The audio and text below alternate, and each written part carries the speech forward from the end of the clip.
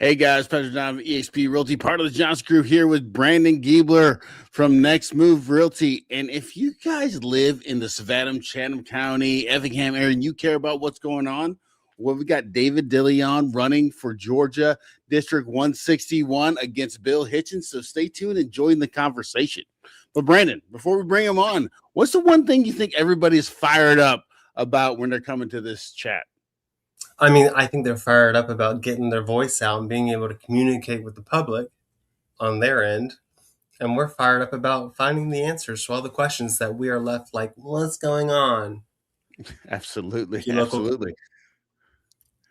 And we got Josh Giebler came on. Hello, what's up? Hello, y'all. It's here. Good to see you. Melissa Allen already had a question waiting in the wings for 7 hours. So we're going to have to get to that question for sure. She's still been waiting. Thank you for coming on the show. I really appreciate it, guys.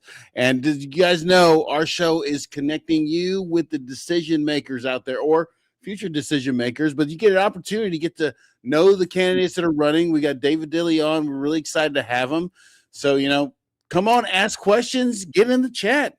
Let's see what you got. And we're not sponsored. Nobody's paying us. We don't have endorsements. We just want to give you a voice. So here we are. So tonight's guest is the definition of working class, from aircraft mechanics to certified tradesmen, and now a candidate for Georgia House District 161. He was raised in a farming family and built his life through hard work and serving others. So from helping care for his brothers growing up to staying active in the foster care community, it's big right now, His story is rooted in showing up. So now he's looking to bring that same mindset to our district, which is great. Thank you very much. So let's welcome in David Dilly. All right. Hey, David, how you doing? Welcome to the show. Thank you for coming on. I appreciate y'all having me on. Really, really appreciate you coming on. So for the people that don't know you, why don't you tell them about yourself and why you're running? So, of course, like you said, I'm David Dilly. I'm running for District 161. So if you're in Port Wentworth, Guyton, South Guyton, Rankin, and New Pooler, that's my district. Yeah, there it is. Beautiful, ain't it? Yeah, it's also covers in the Gulf Stream, a little bit in Savannah Airport. Yeah. So it's a little bit of everything, and that's one big thing that we got to keep in mind here. But about me, I'm a welder. I do plumbing, like I said, aircraft certifications. I'm a foster care chamber of commerce. That's a big thing. I've been doing that for 4 years as a board member. Before that, I was just helping foster youth when I was 16 years old. Was when my family got our first foster youth, and now I have about 30 foster cousins. I also have 2 special needs brothers. So it's a big part of who we are. My family's long history of service, from having the first farm union here to Effingham to being, long-term in the welfare, board member for the welfare system for Effingham. And my great granddaddy did that, so we have a long history here in Effingham. So that was one of the big reasons I wanted to run.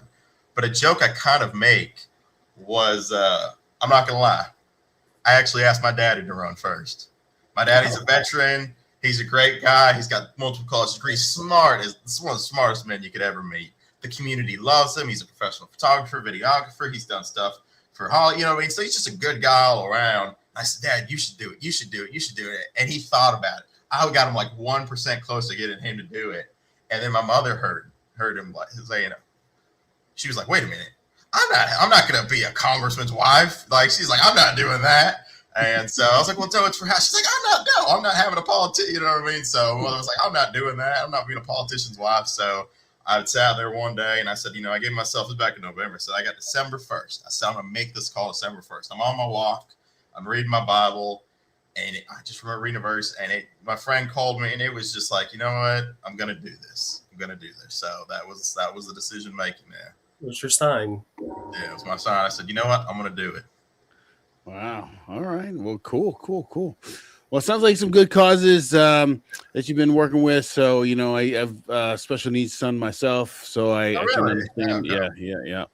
Want to hit the chat real quick. Miss Baby Girl 1999 says they're excited for this conversation. Spartan D34 says, yo, Dan the Democrat here. Okay. Dan the Democrat. All right. So before we get on to the next question, we're going to play this video real quick. Here we go. daily sound readings. I generally do the daytime readings, and then I'm up at night, so I do some late night readings. Okay. And we do a DBA and a DBC reading, which are different frequency formulations. DBA is for more like human audible. DBC allows more of the low frequency rumble that you can more feel. And I would just set it to the slow reading, change it to, this meter has an average, and we just wait 3 minutes and it gives an average, and that's what we record. Okay. Along with the temperature, if it's cloudy, is it raining or not, other factors just for data points. So I'm hoping people can hear this on the video, but how do you describe the noise to people who don't live here? If it were like a highway that never stops, we talk about, you listen to Prince William County Parkway, you hear that during the day, but at nighttime, you clearly hear it go down in volume because there's not as much traffic. Right. This is continual. It is just inordinately loud. Some people have claimed, well, but it's just like a conversation that never stops, is in your bedroom, and you can never turn off. So it's not, 80 decibels, but it's constant. It's constant. And this is the back of your deck. Mm-hmm. And I just want to pause it for a second so you see no sound, and then this is his backyard. building is behind those trees. Just maybe 300-400 feet, 500. It's like a low rumble, just Yeah. nonstop. Unbelievable. Nonstop, yeah. Don't be silly, vote for Dilly. I like that. Yeah, I like it's been a big slogan for us. So we're obviously starting out with like the big kicker that everyone is really concerned about right now is the data centers. Yeah. And we're seeing more talk about them coming to our area. So, Yes. Yeah. So That's been an interesting one. So it's okay for the chat to hate me a little bit. I didn't realize. So they've been built for a while. So a lot of people don't realize they have been around for a long time. A lot of them have. I hate to say it, but I've built one in Ohio. Yeah, I was doing pipe fitting. Well, they called it a computer center at the time. AI was barely just a thing. So they said, "Oh, it's just a computer center. They're putting computers here." All right, cool. I'm doing plumbing and pipe fitting. I don't know what's going here. At the end of the day, I was in the middle of nowhere, Ohio. So, like I said, my fault. And I like I said, if I knew I was building, I may or may not have done it. Now know the long-term ramifications for it, but So and then I was making a what do you see paycheck on just them? like everyone else. Yeah, I don't really understand why they're trying to bring them in here. I mean, I've seen the talks about it provides good jobs, it does all these great things, but like you're saying, our infrastructure can't really hold it in our area. That's one thing. A lot of people are like, power grid shutdowns. And I was like, these are some of these like bigger communities. Ours is kind of small compared to some of these other ones across the country, let alone, like you're saying, the noise decibel. I'm like, that's number one. I remember them seeing, there's one I was watching in Texas where it's just screaming, 98 decibels, 24/7. I'm like, and you want to build this right in our backyards? What? I understand if like, okay, let's put it in the middle of nowhere. I'm not happy about it still, but at least it's not right in where neighborhoods are. I've never understood that. Like I said, when I built the one in Ohio, like I said, didn't know it was at the time, it was in the middle of nowhere forest. It was just a big warehouse. No one knew what it was for. And, and so it was just like, at least that was out of the way. It wasn't near the population, but this, I don't understand it myself. I wonder how far would your setback? How far do you think would be like a good setback line for people's like not in their backyards? Yeah, I mean, the problem is, of course, the land that it takes, the water that it takes, and I tell you the biggest concern I personally have, and like you should ask about distance wise. I mean, as far away from people as possible, but I said long term, my concern is if they're even going to be used. We're putting up all these major warehouses. A lot of people, they talk about the short term. I said long term. I said that's the one great thing about technology is it gets smaller. So we're building these massive data centers, and in 10 years they're going to be obsolete, and then we're stuck with a bunch of empty buildings. I heard it's like 4 to 5 years obsolescence. Yeah, like I said, even that, what I mean? Like some might keep them wrong, but that's what I'm saying is you're building all these giant things, unless the goal is to eventually turn it into another warehouse. I don't know. What I mean? Like, what I mean? Maybe that's the long-term goal. They're not telling everybody, but I've just never understood why. You know what I mean? Like I said, it doesn't really provide that many jobs. I've seen 80 to maybe 200. That's really not a lot compared to the ports, to Gulfstream, to, a lot of these manufacturing plants here that hire more than 200 people. So we're not really doing it for money. We're not doing it for that. And of course, Georgia has those state incentives, and that's been a problem. That's something I'm hoping to just slash. I'm like, why are we giving these companies, like I said, they're making millions of dollars. The federal government's doing most of these for them. Why are we doing it here as well? I just don't get it. Well, speaking on that, we had a question from the chat or the Facebook group. Well, let me just pull it up so you can see it here. I think it was this one. Let's see. Okay, no. Well, that is. Can you please discuss the current state, county, and city incentives being offered to data centers in Georgia? I mean, do you know about the tax abatements and all that stuff? I mean, do you have any knowledge of it, or is it kind of? I remember, like I said, there's always so much going on. Like I said, one of 100 different issues going on. The data centers, I remember hearing that they were offering billions of dollars of tax incentives to try to bring them here, try to put them in there. Of course, now a lot of them, now they've tried to put in these public areas. The public, of course, isn't really responding well, so they're putting them kind of more out in the foresty side of Georgia. They're putting them out more out west of the side of Georgia. I've heard they're trying to build a little more closer to Columbus, but yeah. Rankin. Yeah, Rankin's been another discussion too. Yeah, like I said, they're trying to build them a little further out, but because they need people to work at it. I get their idea, but it's just not good long term. It's not good short term. It does not benefit us at all. So like I said, unless the goal is a warehouse, or unless you're going to sell it back to the farmers so they can do it, inside growing, unless there's actually a long term thing with it, I just don't see it being good for us at all. Unless it's just supposed to be a quick job. Like I said, there's plenty of work around here. I promise nobody's hurting. So are you pushing against them? Yeah, no, I push heavily against them. Like I said, we've seen the water damage that it causes. We've seen the electricity, the grids. Like I said, unless they're about to spend billions and billions of dollars to upgrade Pooler, Port Wentworth, Rankin, unless you're going to put all this time, money, and energy, which at that point they're going to lose money. They're not doing that. They're hoping us taxpayers pay for it, and we're okay with it. We're not. We've seen that with the destruction with the tree. We've seen that with the destruction of our communities. Now they're like, oh, you guys don't have enough water. We're going to have to tear up. It's just a logistical nightmare, and I don't want it to be like, so we've got 100 other problems to deal with in our community. This is just one in 101. And it's just a nightmare that our state just can't give it the attention that it needs. Absolutely. All right, let me get to the chat here really quick. So Uma says, oh my God, yes, it's horrible all day long from 16 to 95, the sound. Hello, y'all says, because Georgia made it easier for them to come here, the legislature and local governments is a race to the bottom environmentally. Uma says our area does not have room. There is barely any land left in Pooler. And we're going to be talking about here shortly, Uma. Crystal Myers says we don't want and wants to hear we'll never stop trying to get over or get bigger and bigger and more and more. And hello, y'all says, well, who wins? Housing developers or data centers? Because we're losing to both. Oh my God. There will be no natural land left. Yep. I totally agree. So one of the things, actually, I'm going to bring this up on the chat here. So hold on. No, that's fine. I'm totally for it. Some Facebook questions here.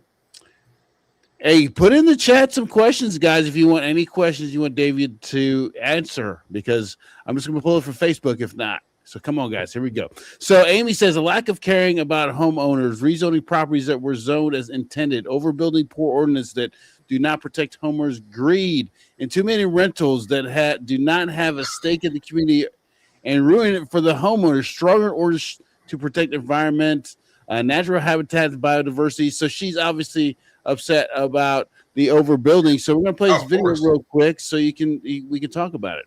This is a bad thing. This is a falsity. The developer, Forest Places, unveiled early plans for a project called The District. It would cover more than 100 acres near Pooler Parkway and Pine Barren Road, featuring about 1,000 apartments, 400 hotel rooms, a grocery store, an amphitheater, gas stations, plus restaurant and office space. You got a Costco and you got an outlet mall here, but not a sense of place, which is what we're really trying to bring. Live, work, play all in one place. That's really what we're here is to put the cards out and then hear what everybody has to say. Pooler residents made sure they were heard, turning out in droves. Some cited concerns about traffic. I don't believe that there's enough infrastructure, specifically the roadways, to support the additional cars driven by some 1,600 residents. Developer Rob Forrest says the layout encourages less driving, more walking. Try to get people out of the cars in bikes or e-bikes or anything else, but get people to stay and play.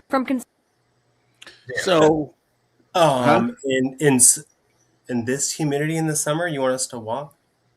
the biggest thing is, I think everybody's upset is because they're just anything that's green, they just want to throw something there. At a state level, I know that the local area is about zoning and stuff, but incentives from the state is what brings businesses. So how do you balance that? So one of the things, I don't know if it's a true statement, so please, don't use my quote, but I've heard there was a quote once said at one of the city council meetings. I think it might have been in private, but they said, any green left in Pooler, we're taking it out. Like, it should be having, and a lot of people feel like that. I mean, literally, like, that is something everyone's talking. Like, I don't know, they might not have said it, during the meeting, but it's definitely was said, because that's the action we're seeing. We're going to show another clip of that, too.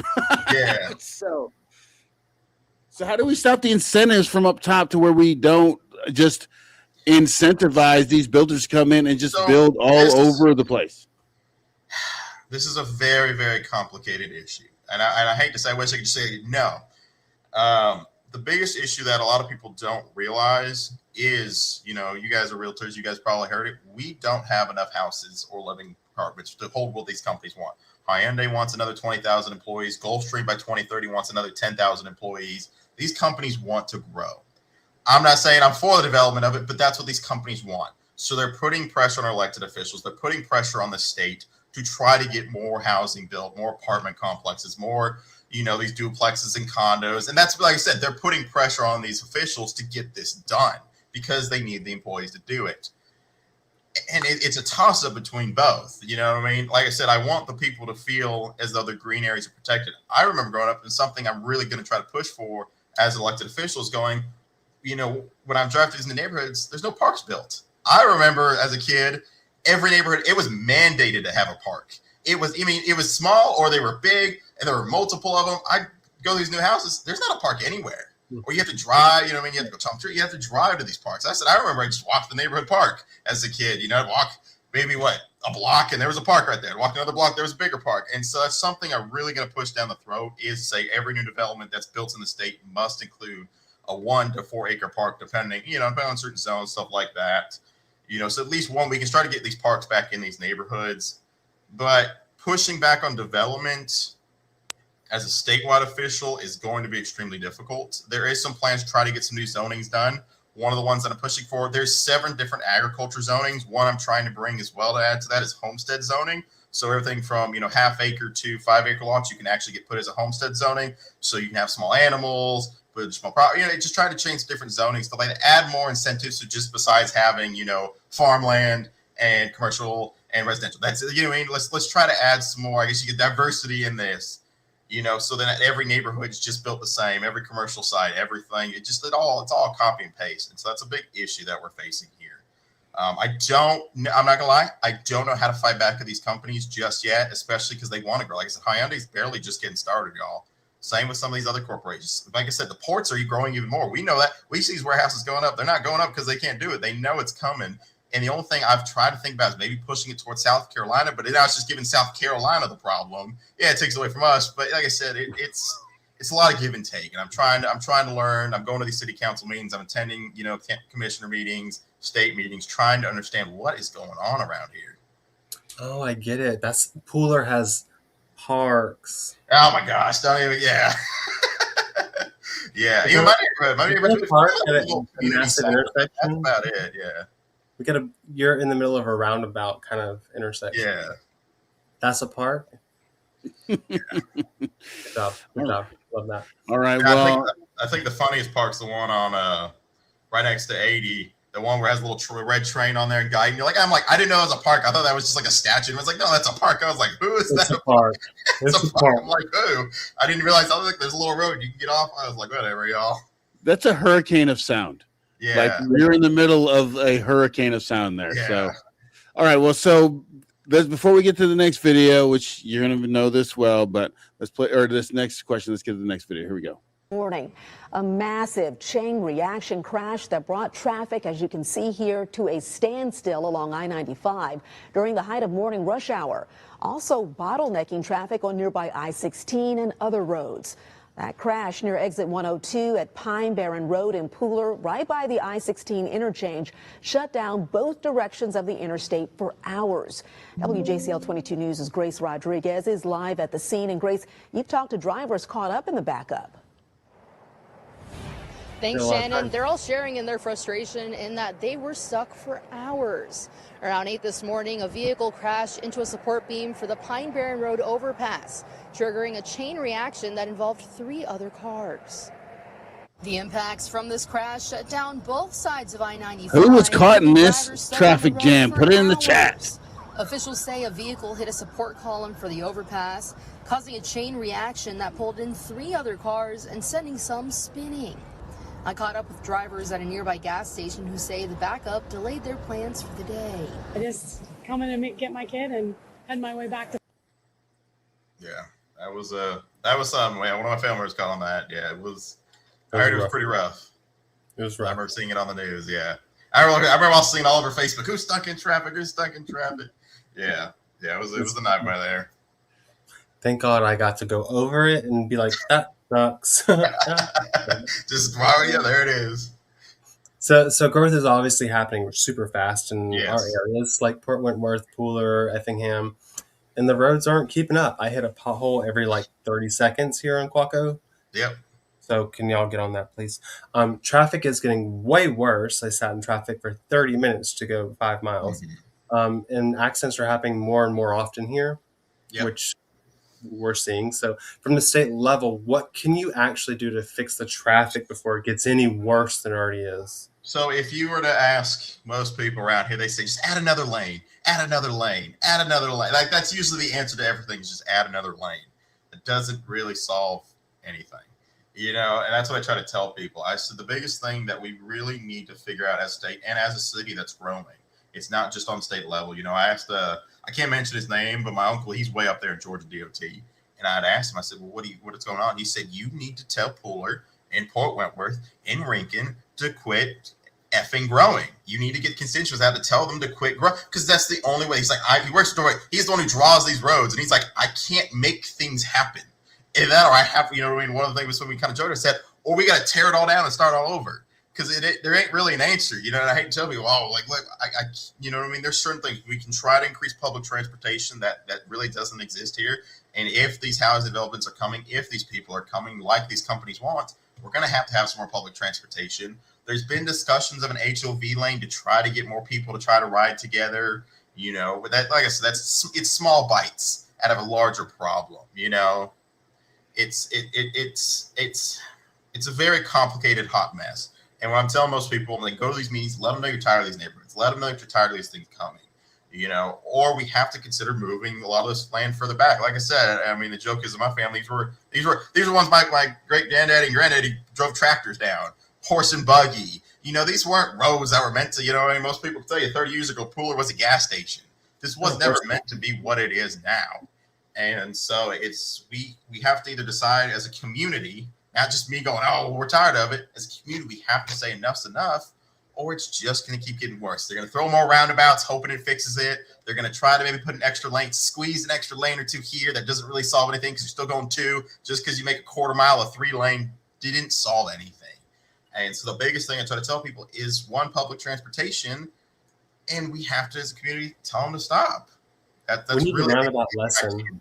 Yeah. If we're going to do roundabouts, we need roundabout lessons, teach people how to operate in the roundabout.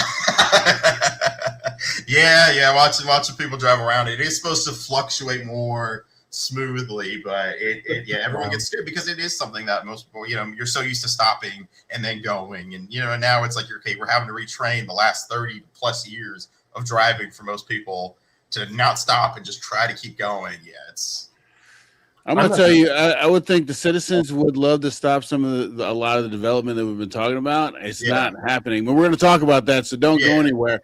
Keep your questions coming in. Let me hit the chat real quick. So Uma says, how do we stop development authorities?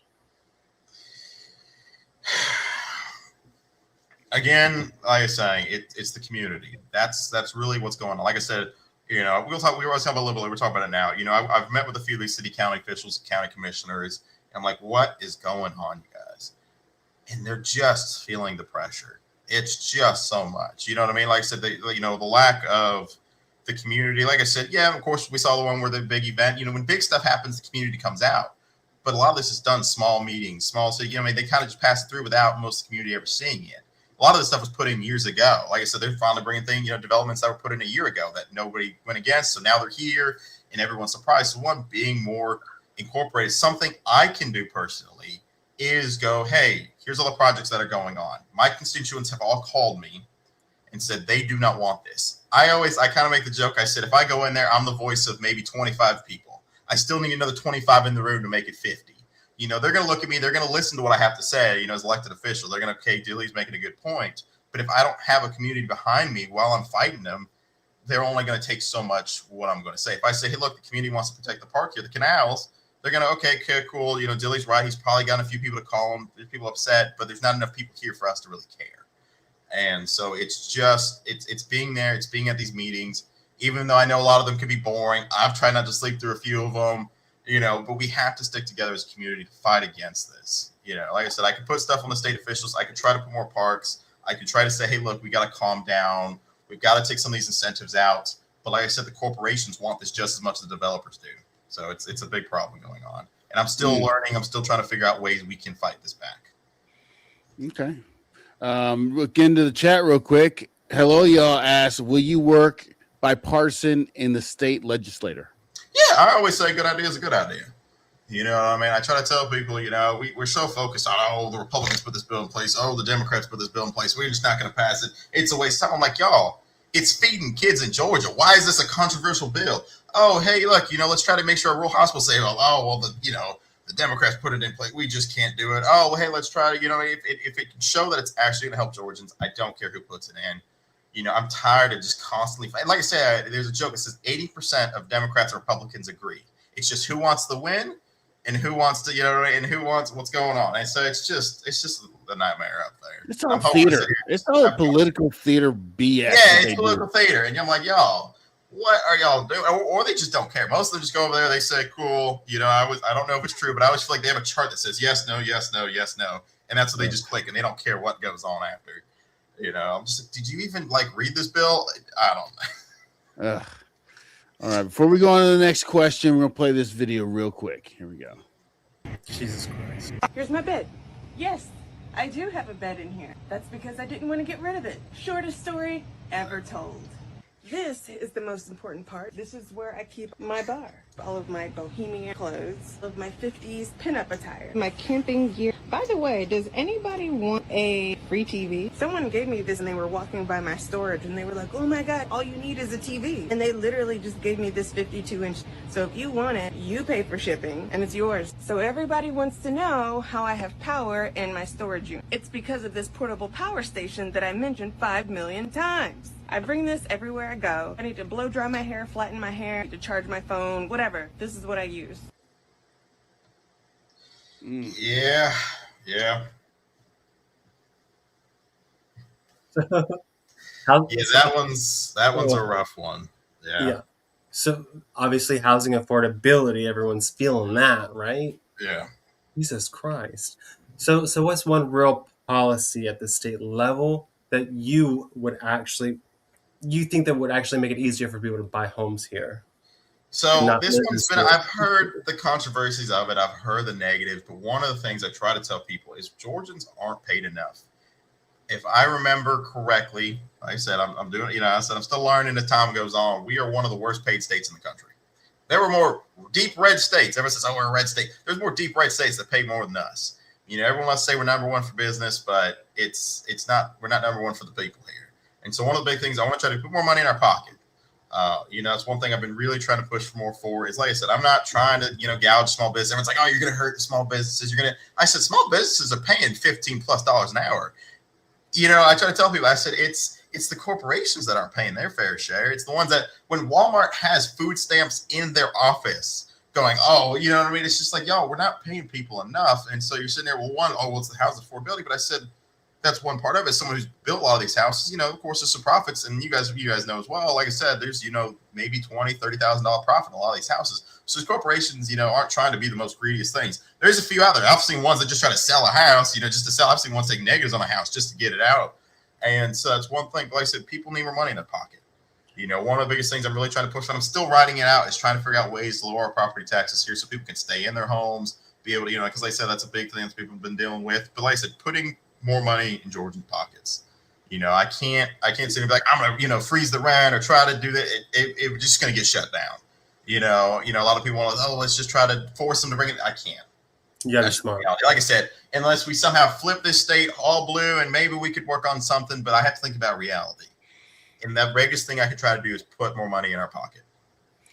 All right. Well, I love that. All right, let's get back to the chat. So Josh says, love your idea to push more parks. Uma says, I love his honesty. Nothing worse than a politician who has all the answers. Corey says, Dilly's a young and knowledgeable. How do you plan to connect the voters who may not traditionally vote Democrat but are open to hearing your message? That was a good question. I'm about to say, well, any questions? I said, don't be afraid. Like I said, I'll try the best answer I can. If I don't know it, I don't know it. But if I do, I'll give my spoon. You ask me something, scary, dangerous. It's all right.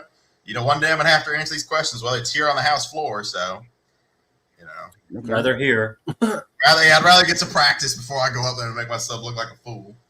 So let me ask you a question, because Corey asked us, how do you plan to connect with voters who may not traditionally vote Democrat? So the biggest issue that we're trying to figure out is Port Wentworth especially.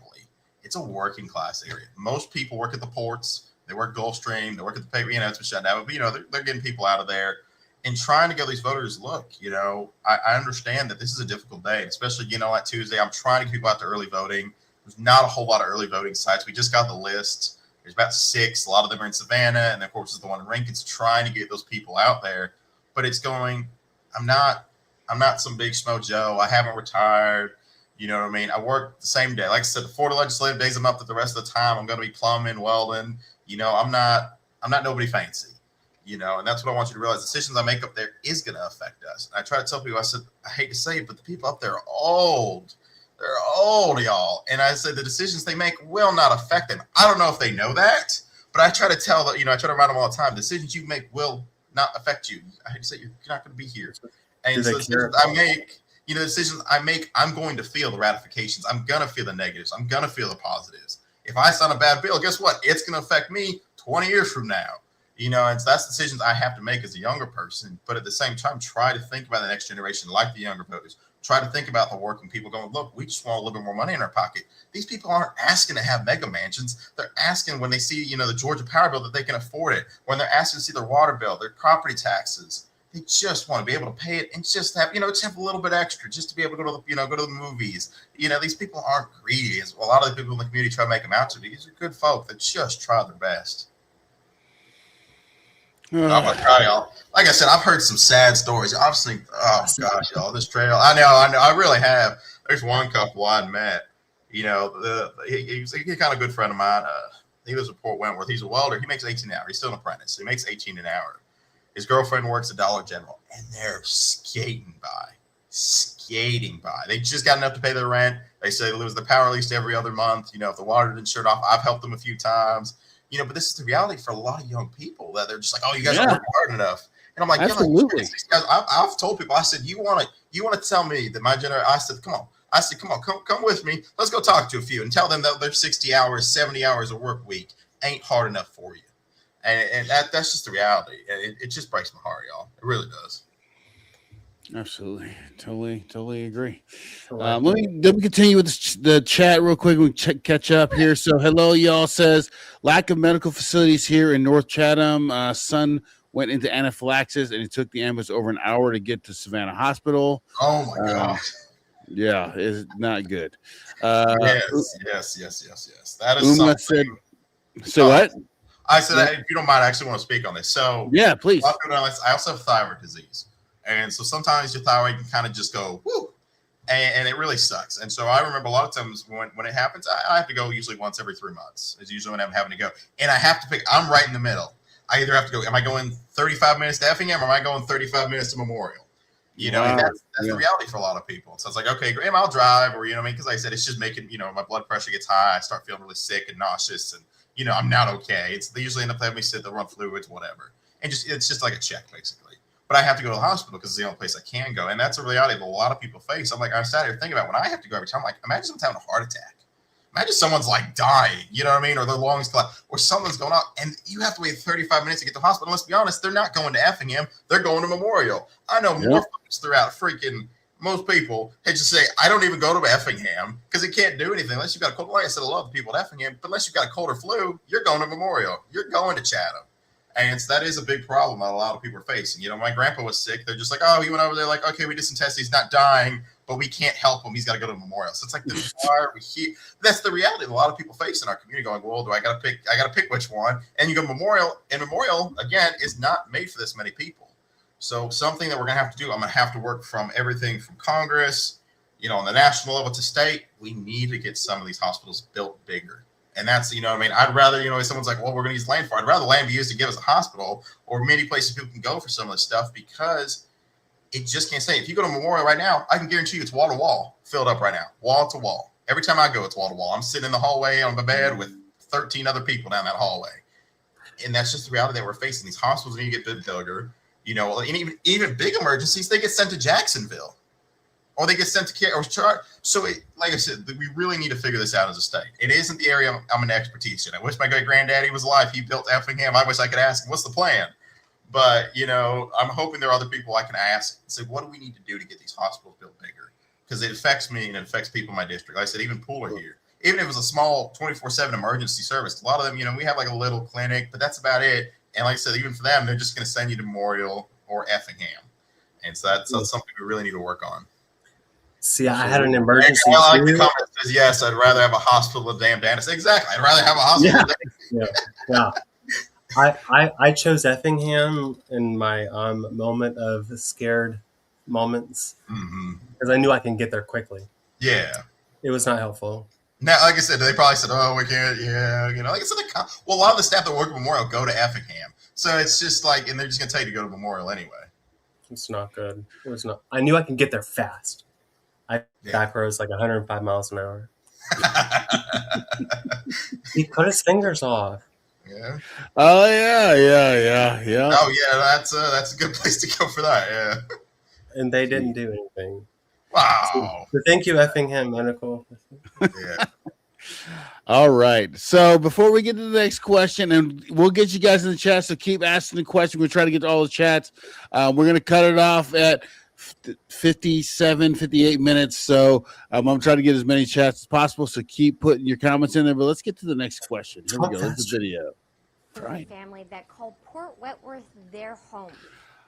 Oh, before I play this video, because it's kind of messed up. So I want to preface this. This is from 5 years ago when they were fighting against the warehouses. And I know there's people that watch our chats that were in the fight and got exhausted from it.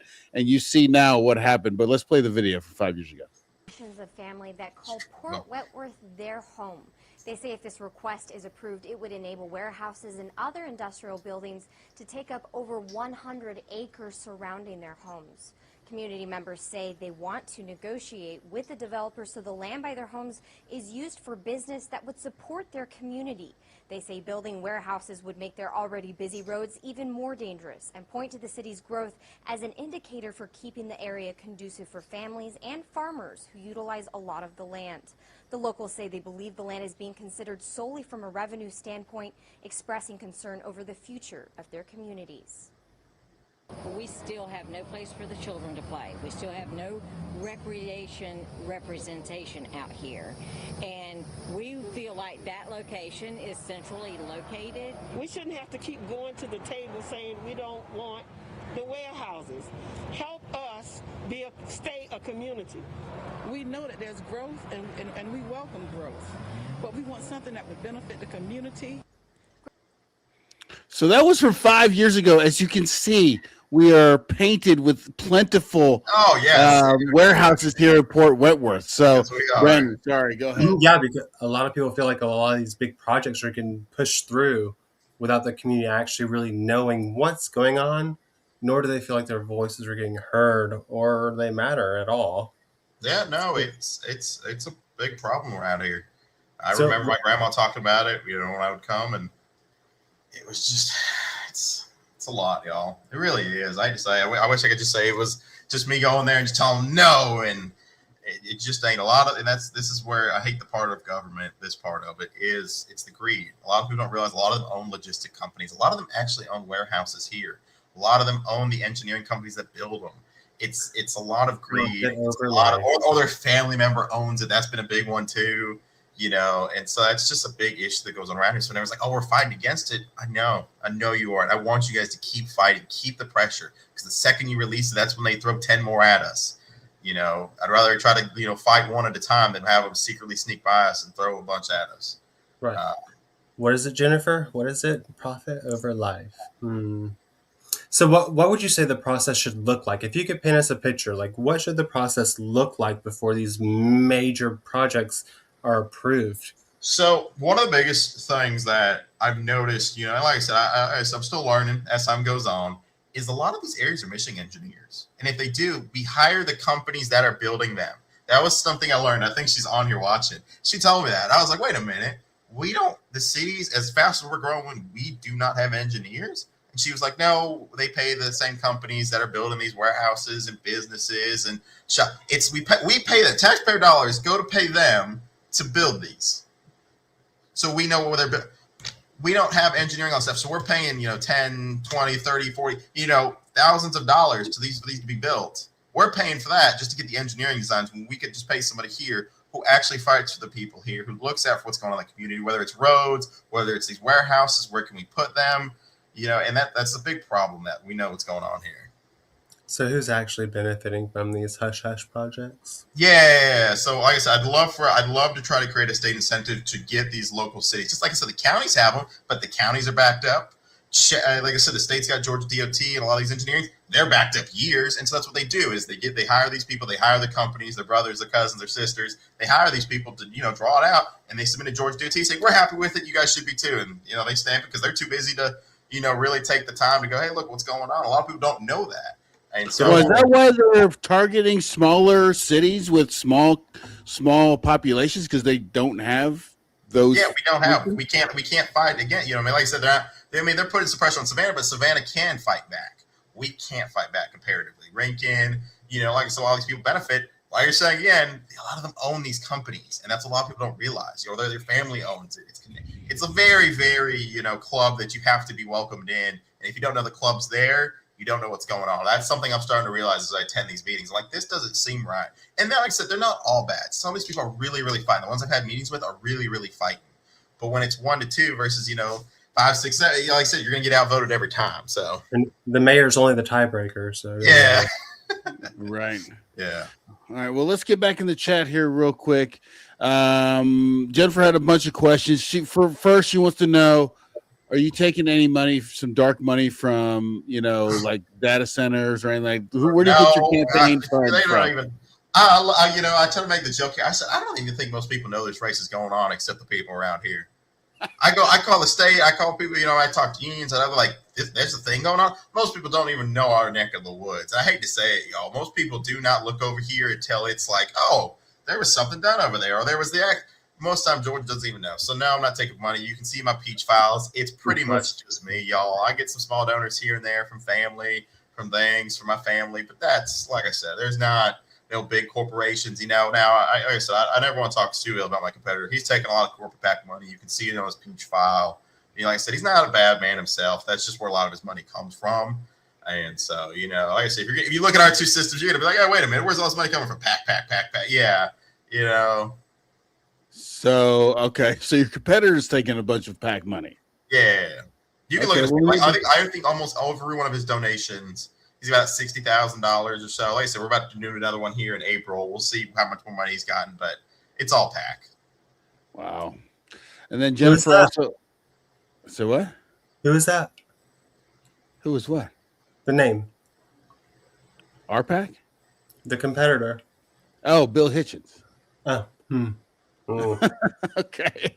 All right. So Jennifer again said, will you help get the insurance companies under control? They're killing us.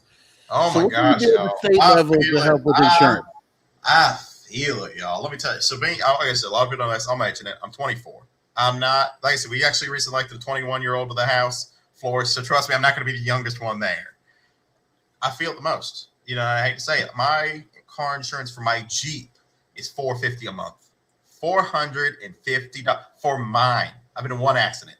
$450 a month I pay just for my car insurance. You know, and that's what I tell them. I said, $450 a month? $450 a month. Oh yeah. You're not 25 yet. I think most people say it drops around 26 years old. 26 years old when it finally drops. But when I was paying about $200 a month for full coverage, and then I got into that accident, and it went to $450, and it's just never come down since then. They're like, "Oh, you got an accident? Oh, it wasn't even a bad one. It wasn't even like, oh," but they were like, "Oh no, we're just gonna have to." And like I said, I've gone to other ones. The other ones wanted $500, $600, $700 a month. You know, I found $450 was like, I'm like, this is the best I'm gonna get. So, you know, guess I'm doing this. I didn't get the choice really. And like I said, I'm definitely feel like I said, whether it's, you know, home property insurance, whether people are talking, actually, there's a lot of areas that can't even insure certain parts, you know, water damage. That's been a big issue. We're like, I can't even get flood damage, you know what I mean? Because the hurricanes are coming. And that's been a big issue. I'm really hoping we can work with the new insurance commission, whoever gets elected, to try to bring these insurance costs down. Like I said, I'm going to try to find some incentives. You know, people make fun of it, and it's fine. I get it. It sounds ridiculous, but it's shown to bring insurance rates down, whether that is through the nature bridges. Everyone's like, oh, that sounds so dumb. But it's like, but we've seen through Tennessee, we've seen through Arkansas, we've seen through Oklahoma states that have them, their insurance rates drop 10 to 15% in the area. There's incentives we can try to bring. Like I said, I can't make them drop. Like I said, I wish mine could be, you know, $200 a month. But if I could try to take small chunks out through, I'd rather taxpayer money go to something that's going to help us prevent deaths and also bring our costs down. Yeah, I hate to say it's going to, you know, I'll look at the cost between them. Every state spends differently. It's between $1 million to $10 million, but crashes around the area go down by 80, 90%, you know, animal related accidents. Insurance rates drop 10 to 15% in that area when they come. You know, like I said, there's also car. I know there's also homeowner insurance. The best thing I can do for that is what I try to talk about in my campaign is prevention. We know hurricanes are coming. Why are we not preventing a lot of this stuff? We know that we get big storms. We know that we get floods here. And of course, we've lost a lot of stuff. You know, I hate to say new administration, we lost some grants, we lost some stuff. So that's been a big issue going on. But prevention is what we're trying to do. That's how you drop insurance rates, trying to prevent accidents from happening. Okay. Can't prevent Mother Nature. No, you can't. Hello, y'all said they know they aren't, and no, our legislators have fought raising minimum wage for years, largely Republican lawmakers. So she's saying that the legislator has been fighting back minimum wage raises. Crystal says the point behind this is you will own nothing. I think she believes that. Yes. Oh my gosh. That is a saying for my generation. Renter for life. You will own nothing and you will be happy. They want renters. They want everything to rent. They want you to rent your car. They want you to rent your house. They want you to rent anything that you have. It's rented a phone, everything. And that's been a big discussion my generations haven't had that conversation about. It's too expensive to buy a house. It's too expensive to buy land. And of course, you know, everyone's like, oh, but there's cheap places. Like I said, when I'm old, I can't wait to live in the middle of nowhere. Peaceful mind, sound. But right now, I got to live where the work is. Right. I love to go live in the middle of Arkansas. You know, land's $100 an acre. Yeah, sure, I'd love to live out in the middle of nowhere. That ain't happening right now, y'all. People got to work. We've got to find jobs. You know, and so I love when people say that. Living out there. Yeah, it is a big problem. Like I said, you're right. They did recently struck down, increase the minimum wage. We're hoping to take the House back this year. That crossing our fingers, we're hoping to take it back. We can try. That's one of the first things I'm going to be like dead set. Like, I don't care. Georgians need money in their pocket. Like I said, we want to bring costs down. We want to do things, but let's try to flip it. Let's try to do it. I'm going to work with the governor. If we don't flip it, I've got a plan to try to incentivize Republicans. I've seen it work in another state, in a Republican red state. It isn't great, y'all, but it might work. Is what we do is we sit here and say, okay, look, we know the minimum wage needs to increase. Whether you like it or not, we know it needs to increase. If I can't get it to where I want it to be $12. Most people in the chat who are Democrats are like, it should be $15, $20. Let's try to get it to $12. I'm trying to be, you know, realistic. Let's get it to $12. What is it now? It is $5.15. Oh shit! It's $5.15, and then our national one is $7.25. So we fall in national. So technically, you could say it's $7.25. The last time it was adjusted was either 1999 or 2000. Like I said, the dates. It's been a while. And so I started telling most people, I said that was the last time it was done. And I knew people making $3 an hour, and they said that $5.15. They thought they were rich because $4. Yeah, like I said, it's a little different time now. $4, back then could actually get you a little something. It was a server. I was a server. I was doing like it was $4.25. All right, there you go. Back then you felt all. But I made more money. My dad says he remembers dollar Whoppers. He said that was nothing made him happy. He said he lived off dollar Whoppers. Yeah, I mean, hopefully they don't have to go back. Hopefully they can even come back to that. Now the dollar Whopper's a $5, so it's a $5 Whopper now. That's what I try to tell people. I said I'd love to, like I said, if we won the House, let's try to get it to 15. But if we don't, my incentive plan is to go, hey guys, for the next 10 years, the next 5 years, let's try to get it $1 every year. If Republicans still control it, let's try to get it $1 every year to at least $10. So we're at 5. Let's try to get it, let's get 6. Like I said, it's not great. Or if we can at least get it to the $7.25 the first year, okay, fine, let's match it. And then let's get it to $10. Then we can try to fight more. Right now, my goal is just try to bring it up, whether it's through, I hate to say it, whether it's through year by year by year, which takes time. But if, I have to convince Republicans, or can we try to just bring it up? Like I said, if we win the House, let's get it done. Let's get it up there with $10 immediately, and then $1 increase year after that until we get to 15. What do you think that would do for employment though, with all the technology and all the people that you don't even get recognized when you walk into a restaurant anymore? You got to order on a little tablet thing, and then no one even comes to the counter anymore. Well, and that's a big thing. I've tried to look up the cost of it, and a lot of people talk about the cost of things and stuff. Where prices are going up, y'all. Whether I increase this minimum wage or not, I can guarantee it's going to double before we even know it. So you're right. We are moving more electronically. This was before, like I said, we have increased $5 and it's still coming. I said, we can try to get the people who are working now, try to put incentives to try to, to get them to where, okay, look, there's fast food jobs coming. They want to do electronically. McDonald's, a lot of these companies have projects by 2030 to have fully automated stores. That's their goals.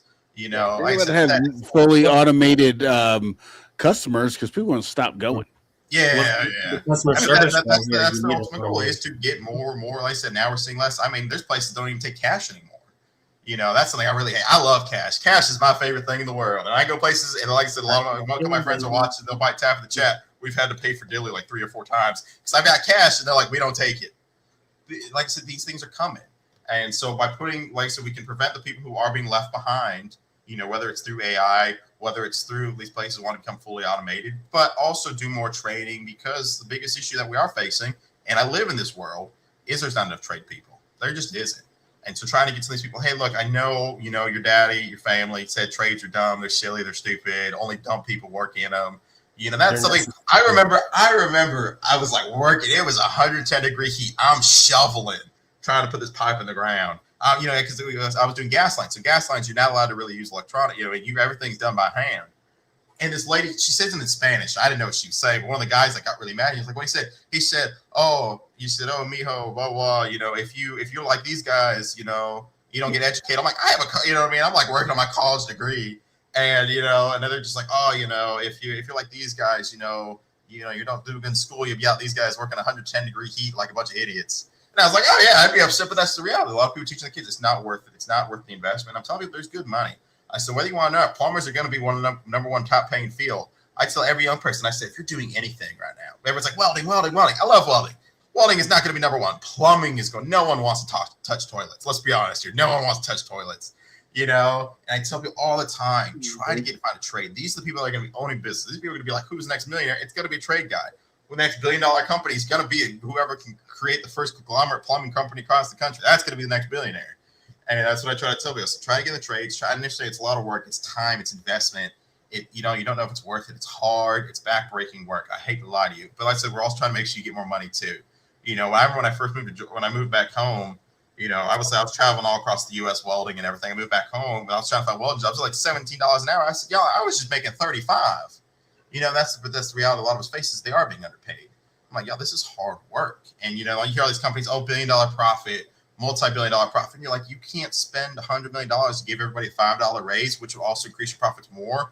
And like I said, we can talk about, companies, they're going to leave. Their goal is to do that anyway. I'd rather make sure people at least have money now before they can be replaced. Right. Can we set ourselves up for a better future? Because it's coming whether we like it or not, y'all. Oh yeah, no, I think trades are absolutely necessary. I think actually, if you get in the trades now, right, well, when AI starts taking everybody's jobs, you'll be ahead of the pack. So, oh yeah, no, yeah, no. Like I said, I mean, even my own mother, we're telling my own mother, that's what she does. She does logistics and everything for a big national company, and they just laid off 40% of their employees. And I said, Mom, you're next, right? And she's like, no, I'm okay. I'm probably still got a few more years. And I was like, Ma, they just laid off like almost half your company. I mean, a lot of it was in India. Don't get me wrong. A lot of it's been pushed to India. But I'm like, but they're laying people off. And this is the sad reality we have to realize is, one, can we make sure that people are getting their retirements? Can we make sure people are being taken care of? But what's the future going to look like? And that's something that, I'm not going to lie to a lot of people, kind of scares me. I don't know what it's going to look like.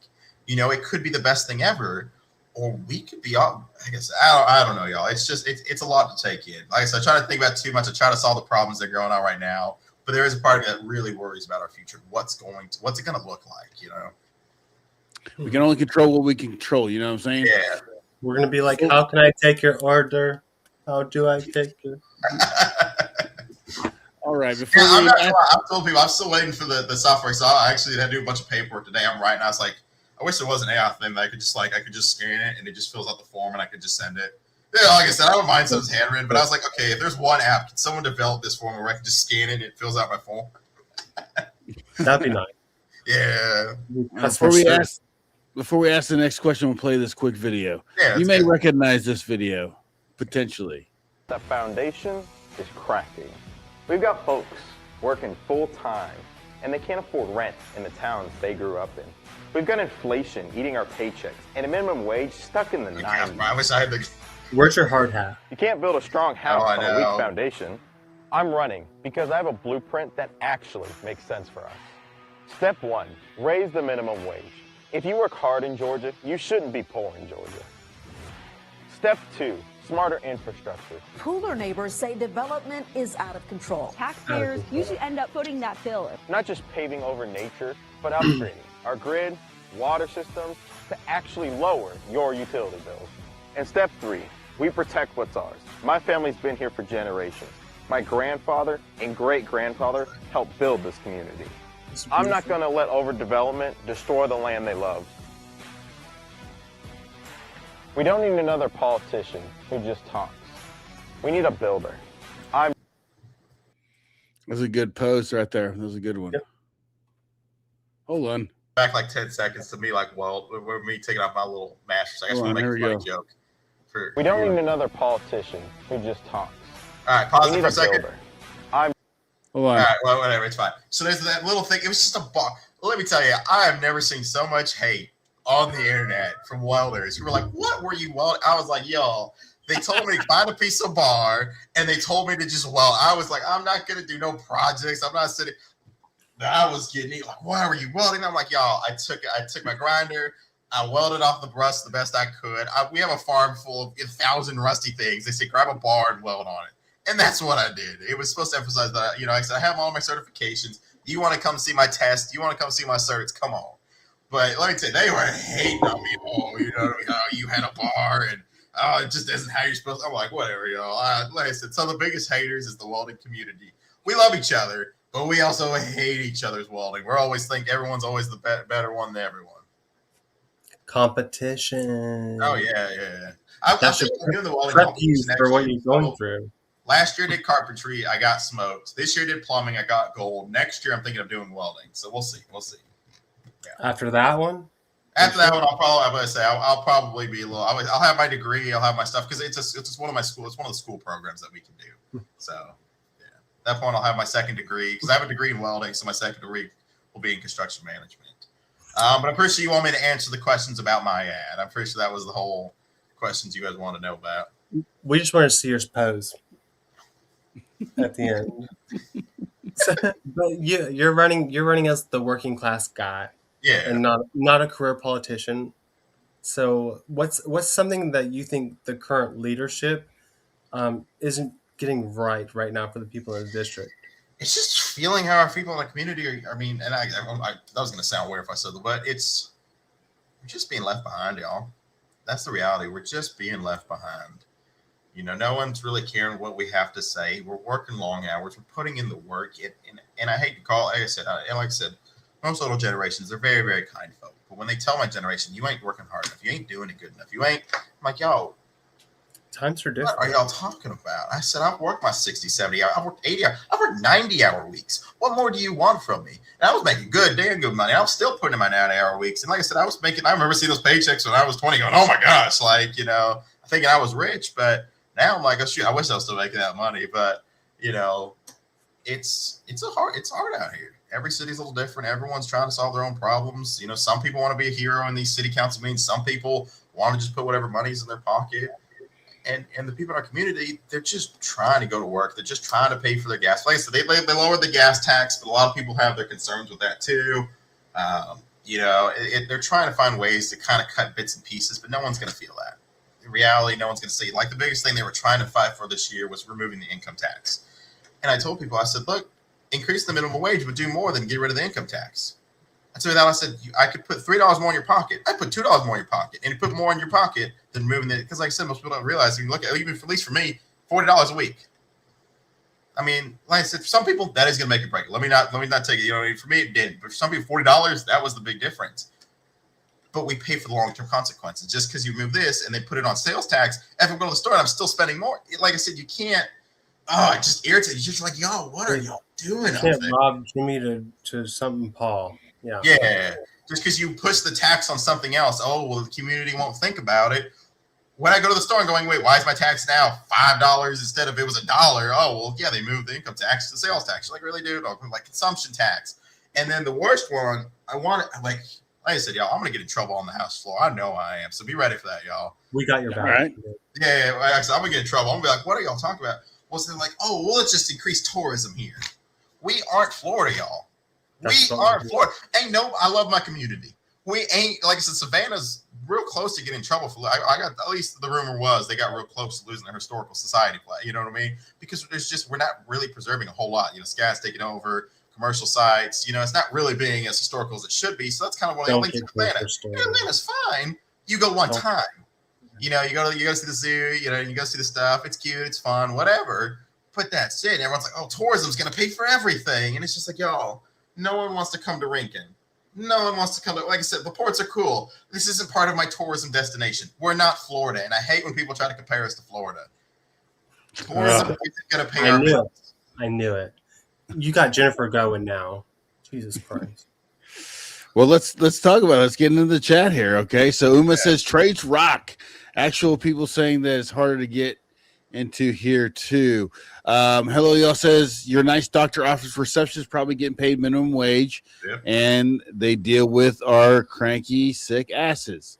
Jennifer said, "Get your trades education and get in the union. Union strong." Jennifer said, "Hello, y'all." Says, "Was that filmed in Rice Hope? It looked like Rice Creek." Yeah, so one of my good buddies, he's actually, like I said, I have a few friends that are developing the areas. They gave me their opinions and whatnot, but yeah, that was put there. I was like, hey, can I? Like, oh yeah, it's fine, go right ahead. I said, perfect. What he does a good job. He's one of the very few, I would tell you, that really tries, that cares about the houses, that really puts in the effort. There's a few developers you guys probably know who we're talking about that just build crap, and he's one of the very few that tries to put. Like I said, everyone was. Yeah. Not sponsored. Yeah. All right. Well, I got one more question for you before we go, because we just kind of stumbled upon this, didn't we, Brandon? Yeah. All right. So I just want to play this last video. Then I'm going to ask a quick question. And I know this is passionate for the Pooler people. So if you're from Pooler, you're probably going to hate this one. Are you right? I've been there. So let's see it. Pooler and the pushback against it. During tonight's city council meeting, the mayor and council members discussed a proposal to build warehouses near Tom Triplett Park and Jessup Road. This comes nearly 2 months after Pooler City Council denied a variance for a commercial development at another nearby property. Our Madeline Beerster attended the meeting tonight. And Madeline, what did the community have to say? Well, Shelby, it was a pretty packed meeting tonight at City Council chambers earlier. 9 Pooler residents stepped up to the microphone, and most of them said the same thing. No. Pooler residents describe Tom Triplett Community Park as one of the last quiet spaces in a rapidly growing area along Highway 80. At Monday's city council meeting, the mayor and council members heard from petitioners looking to establish multiple industrial warehouse buildings and a new access road along Jessup Road. Access is the most important feature of this petition, new public right-of-way. And I can't remember the last time there's been a new public right-of-way quite like this one that's proposed. My recommendation is that you vote no on this, because if not, you're going to have a big legal fight on your hand. Thank you, Uma, for that. I appreciate that. Let me say that I finally got to meet. I only got to meet a lady that was right there. What a lovely woman! That woman goes to every meeting, gives them hell every time. I wish I could. You know, I might give her a placard just to be like, look at let the community recognize that is a great woman right there. She fights for everyone here in Pooler. Like, she's in the chat right now. I know she's here. I'm hoping I could be on your level. Look at me. Boss. I'm hoping I could be on your level, as fine and strong as you are. So why do you think, because I know that it's zoned commercial around Tom Triplett, they got that one spot in the front that they had to stop they had a special, they were trying to get an exemption for some type of buffer, so they got rebuffed. But then behind them, they're getting a daggum warehouse. Like, when does this stop? It doesn't.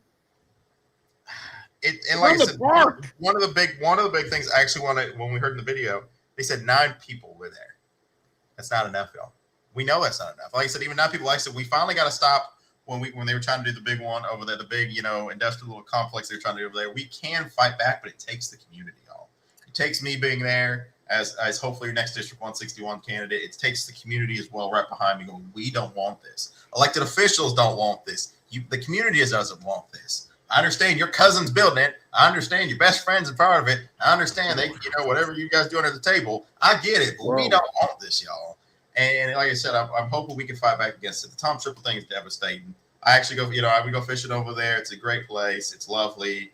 It's one of the very few places we have left, and we really need to tell them, especially with the canal. That's been a big thing. We talked about that on Monday. I had constituents texting me over the weekend like, please, can you attend the city hall meeting? There's another one today. There's so many. And I think they do this on purpose. Almost all these meetings are always on Monday around the same times. And I'm like, y'all do this on purpose, I swear. Because Rankin does that at the same time. Then you got Wentworth over here. Wentworth does it a little differently.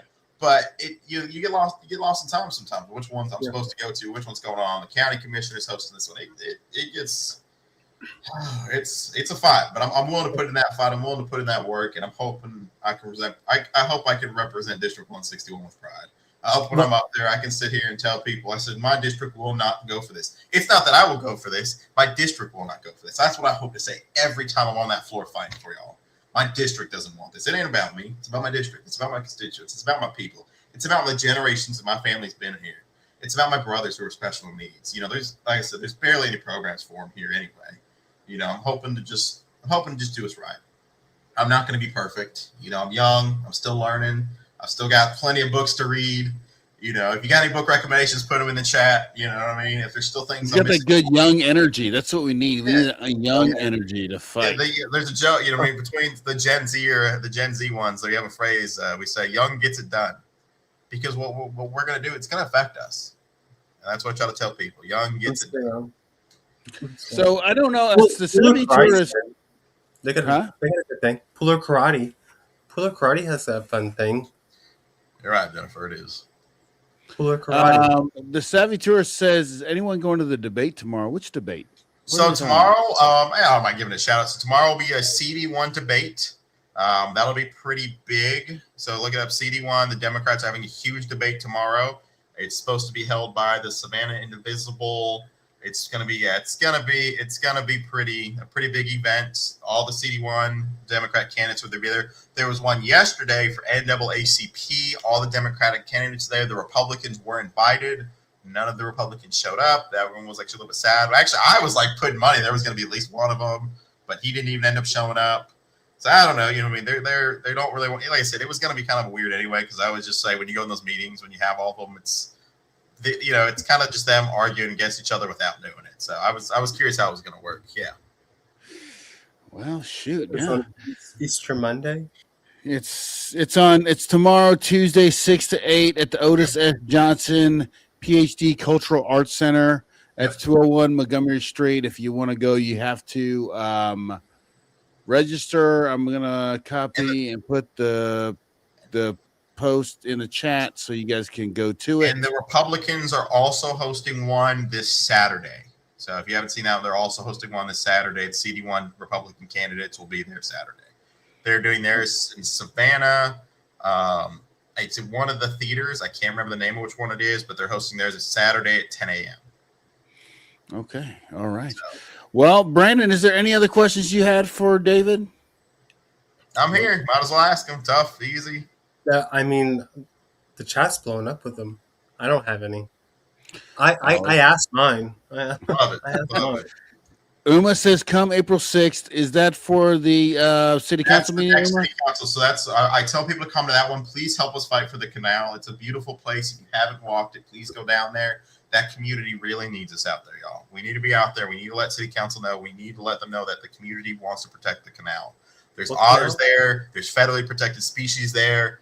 I've been trying to get with some people to try to take pictures to try to get some of these federally protected species, so creatures. So like, look, here's an eagle. You can't tear it down. You know what I mean? So we're trying to find ways to keep that area. It's one of the very last nature areas that we haven't really gotten our foot in. And what canal are you talking about? I can't remember exactly the name of the canal at the top of my head. It is called. One second, I'll pull it up right here. There's so much protecting around here. Let's see real quickly. I was there on freaking Monday. I'm terrible, y'all. Let me tell you, I'm terrible. That's all right. That's all right. It's all good. Let's see here. Is that the one? Uma, can you help us out with this canal? Canal Bank, yeah. Ogeechee Canal. Yeah, the Ogeechee Canal. There you go, Ogeechee Canal. That's what it was. Yeah. All right. So be there April 6th at Pooler City Hall, right? Yep. If you want to help fight against the canal being destroyed. Protect the creatures there. Protect the otters. Protect the eagles. They said they've seen a few different species of birds over there, so hopefully we can keep that area protected. There's a lot of birds. A lot of birds, yeah. I've heard bird watchers like it. I've been learning a lot about it, you know. People really love it. The people who live near it love it. They do everything they can to protect it. They said the biggest issue they're doing was all the deer. The deer don't know where to go in Pooler. So there's a lot of deer stands over there too. Yeah. Okay. Well, if you don't have any more questions, Brandon, what question? Go ahead. I didn't know. What? I didn't know who we were selling it to. Oh, geez. Don't worry about that. You have to deal with that later. But I want to say thank you so much, David, for coming on. And if people want to support your candidacy, where should they go? They can go to daviddillie.com. Again, David Dilly, DILLIE.com. You can email me at vote@daviddillie. That's a good way to contact me. We have an Act Blue. We have some cool merch. You know, I got stuff that says "Don't be silly, vote for Dilly." I've got a candle that says "Don't be silly, smell like Dilly." So we've got some fun stuff on there. Yeah, we try to find a different way. I mean, fundraising takes all sorts of ways. You know. Yeah, perfect. Someone put it in the chat. I love it. You know, like I said, we're in this together, y'all. I'm not fancy. I comes from highfalutin family. I mean, of course, you know, whatever, it's Hallsburg, whatever, you know what I mean? But, you know, at the end of the day, I'm just your neighbor. I'm nobody fancy. I work the same jobs y'all do. I work in, you know, I say I work in the same trenches because I've dug those trenches, put thousands of miles with, you know, thousands of miles, but I probably put about 1,000 miles worth of pipe in the ground. You know, I took out lead pipes here. I've took out some. Oh yeah, I know we don't want to take too much time. Our infrastructure is bad, y'all. That's why I talk about it in my thing. There's stuff built in the 70s. That was the last time this country put any investment in a lot of these communities was the 70s. We're wondering, well, why our power shuts down when hurricanes come? Well, the poles, you know, I mean, some of those areas are real bad, you know, and I'm just trying to get it upgraded, trying to get some stuff and put good jobs out there for our community. That's all I could really ask for. I hope you guys bring me the house. I'm hoping I can prove myself on that house floor, and I hope to fight for just the common person here in our area. I'm not rich. I'm not going to take no, you know, super PAC money or, you know, AI data. They can go kick rocks all day long. So, well, David, I really, really appreciate you coming on. The chat is happy you came on. So glad I could be here for people. Well, I appreciate it. So thank you, and we'll talk to you soon. If you win, will you come back on the show? Of course. Y'all tell me, y'all contact me, tell me to come on. If you guys want to have me again, I mean, if you guys want to do a debate, I'll be here. We'll do the best we can. Should we get Bill on here? Would he debate you? I mean, if Bill come do it. I mean, I'd love to ask questions. I'd love to see the community respond. He's got a great history. He's got a great record. Not a politician record, but he's got a great, he's a veteran, policeman. You really can't get a whole lot better than that. Okay, Bill, Dave is calling you out. I think, as most people in the community say, I think it's time for him to retire. He's calling you out, Bill. Come on, Bill. Yeah. Come on, Bill. When he wins. I love that. Thanks, y'all. Yeah. All right, David. Well, if you win, good luck. I hope you do well. And we hope to have you back on the show. And we'll talk to you soon. All right. I mean, anytime.